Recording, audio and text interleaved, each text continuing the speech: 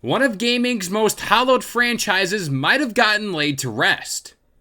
Let's dive into some of these rumors. Up next.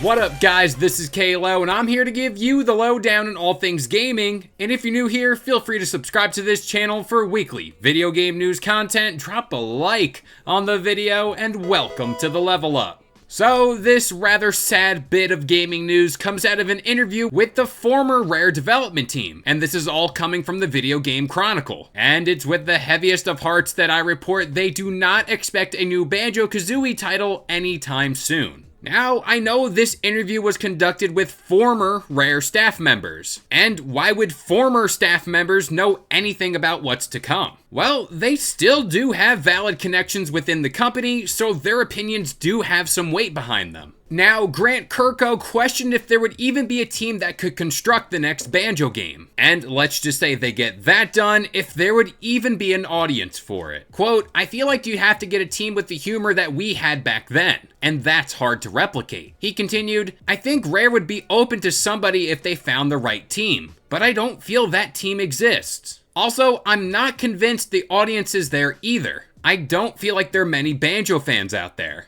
So, to fantasy book this all here, personally, a studio I feel as if would absolutely knock it out of the park if the job wasn't tasked to Rare. In my opinion, that would be Double Fine. I absolutely love the Psychonauts franchise, and for what it's worth, they're both 3D platformers with somewhat similar styles comedically. As for that fan reception comment, I point to his most recent appearance in the limelight being his inclusion in Super Smash Bros. People lost their minds when that announcement went down, and that's the biggest indicator people want Banjo. And above all else, I think the thing that people are overlooking here is the fact that Xbox Game Pass was built for this style of game. Again, I point to games like Hi-Fi Rush, Pentiment, and even Grounded as prime examples of smaller games that rose to the top of the charts due to their inclusion in a service like Game Pass. And the games I just mentioned are brand new, never before seen IP.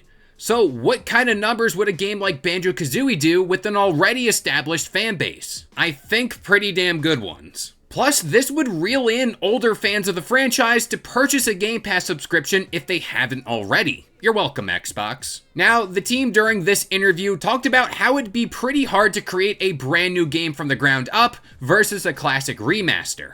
Now, a remaster would test the waters a bit for Microsoft and Rare to really gauge interest. But again, I believe it's very much there. Now, let's look at this title in a vacuum, so to speak, and compare it to near-direct competitors in the 3D platforming space. Most recent examples include the Crash Insane trilogy and Spyro Reignited. Both of these games had a lot of success, and you can't tell me those games went over well, but a Banjo game wouldn't. And to even further connect the dots here, Microsoft could be closing in on the studios that made those games like Activision, Toys for Bob, and Vicarious Visions. So there's 3 more studios that could be tasked with a Banjo game. But with all that being said, I'm gonna pass this question off to you guys. Would a Banjo game go over well in today's market? Now, I don't think it's gonna pull Call of Duty numbers here, but I think it'd do pretty damn well on Xbox Game Pass. But that about does it here. I've been Kalo. I gave you the lowdown on all things gaming, and if you're new here, feel free to subscribe to this channel for weekly video game news content, drop a like